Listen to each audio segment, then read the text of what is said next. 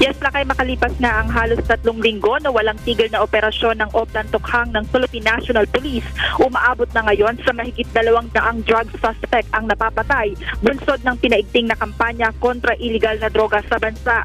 Batay nga sa ulat ng PNP, simula July 1 hanggang July 22 ngayong araw, umaabot na sa 239 na mga drug suspect ang napapatay, habang nasa mahigit 3,000 na rin ang naaresto ng mga otoridad.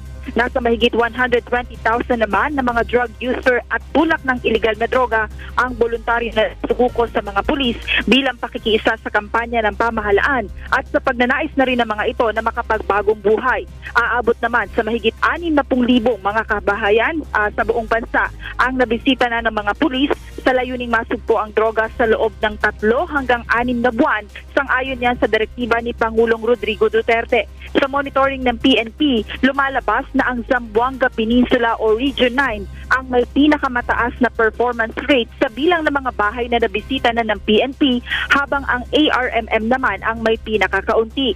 Sa kategorya naman ng mga voluntaryong sumusuko na drug user, pinakamataas ang naitalang record ng Northern Mindanao Region, habang ang National Capital Region naman ang may pinakamaraming drug pusher na napasuko.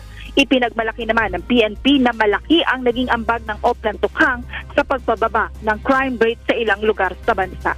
Yan muna ang latest dito sa Campo Crame. Balik sa iyo, Lakay. Maraming salamat.